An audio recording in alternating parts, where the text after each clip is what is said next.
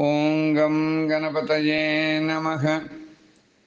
శివాయ గురవే నమః.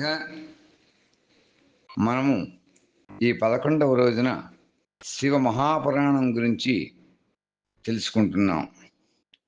ఈ రోజున సూతుల వారు మళ్ళా ఇలా చెప్తున్నారు, శివపురాణ పరిచయం గురించి మళ్ళా చెప్తున్నారు ఇంకో కథని.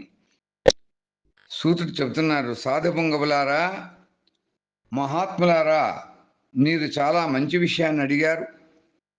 మీ ఈ ప్రశ్న 3 లోకాలకి కూడా శుభాన్ని హితాన్ని కూడా చేకూర్చేటువంటిది. నేను గురుదేవులైనటువంటి వ్యాస మహర్షిని స్మరించి స్నేహపూర్వకంగా ఈ విషయాన్ని మీకు వర్ణించి చెబుతున్నాను, శ్రద్ధతో వినండి అన్నారు. శివ మహాపురాణం అన్నింటికంటే కూడా శ్రేష్టమైనటువంటిది. వేదాంతం యొక్క సారస్వరూపం.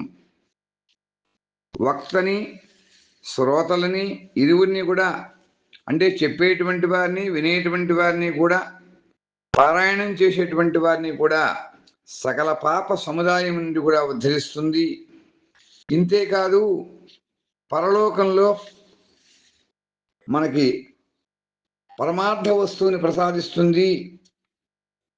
కలి కల్మషంలో చేరేటువంటి పాపపు రాశులన్నింటినీ కూడా నశింపజేస్తుంది. ఈ విధంగా భగవంతుడైన పరమశివుడు ఉత్తమ యశస్సు, పరమశివుని యొక్క ఉత్తమ యశస్సు మహాత్యం అంతా కూడా దీంట్లో ఈ శివ మహాపురాణంలో వర్ణించబడినటువంటిది. అందుచేత బ్రాహ్మణోత్తములారా, ఇది ధర్మార్థ కామ మోక్షాలని అనేటువంటి 4 పురుషార్థములను కూడా ప్రసాదించేటువంటి మహాపురాణం. ఈ శివ మహాపురాణం అన్ని వేళలా కూడా తన యొక్క ప్రభావాన్ని దృష్టిలో ఉంచుకుని వృద్ధిని విస్తారాన్ని పొందుతూ ఉంటుంది. విప్రోత్తములారా, ఈ పురాణం సర్వోత్తమైనటువంటిది. దీనికి అధ్యయనం చేత, వినడం చేత కలియుగంలో పాపమయందు ఆసక్తి లేనటువంటి జీవులు కూడా ఉత్తమోత్తమైనటువంటి గతులను పొందుతారు ఈ యొక్క మహాత్మ్యం చేత. ఈ శివపురాణం ఉదయించినంత వరకు కూడా కలియుగంలో ఈ జగత్తులో భయంకరమైనటువంటి ఉపద్రవాలు నిర్భయంగా విహరిస్తూ ఉండేటువంటివి. మనం అందుకనే దీన్ని వేదంతో సమానమని భావిస్తూ ఉంటాం. ఈ వేదతుల్యమైనటువంటి పురాణాన్ని మొట్టమొదట పరమశివుడే ప్రణయనం చేశాడు. పూర్వకాలంలో శంకరుడు ఈ యొక్క శివపురాణం యొక్క శ్లోక సంఖ్యను 100 కోట్లుగా ఒకే పురాణ గ్రంథాన్ని సిద్ధపరిచాడు. అటు పిమ్మట ఈ విధంగా మూలంలో ఉండేటువంటి శివపురాణమని తర్వాత కాలంలో సృష్టి ఆది యందు రచించబడినటువంటి పురాణ సాహిత్యం మిగిలి విస్తృతంగా ఉంది కాబట్టి ద్వాపరయుగంలో ద్వైపాయనాది మహర్షులు పురాణానికి 18 భాగాలుగా విభజించారు. అప్పుడు పురాణం అన్నింటి శ్లోకమిక సంఖ్య కూడా సంక్షిప్తంగా కేవలం 4 లక్షలకే పరిమితం చేయబడింది. అలా ఈ శివ మహాపురాణం వ్యాస మహర్షి మళ్ళా దీన్ని 24,000 శ్లోకంతో సంక్షిప్తం చేశారు అని మనకి ఇతిహాసం చెబుతోంది.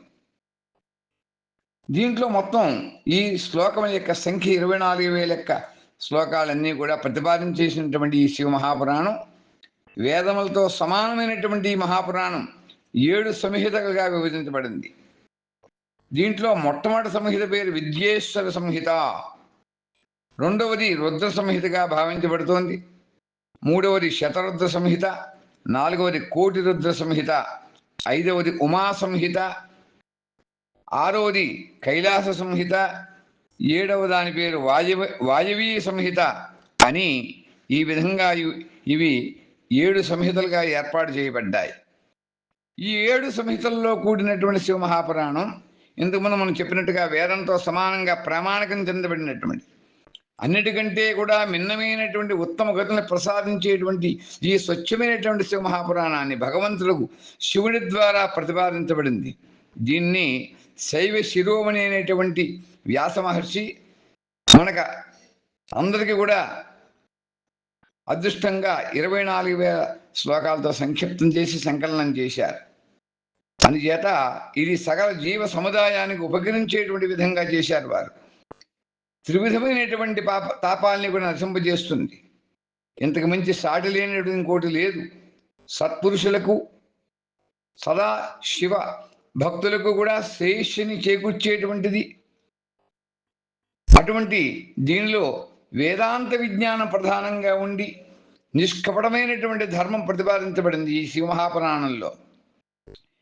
ఈ పురాణం అంతా కూడా ఈశ్వరహిత అంతఃకరణలు కలిగినటువంటి విద్వాంసులు తెలుసుకోవాల్సినటువంటి గ్రంథం.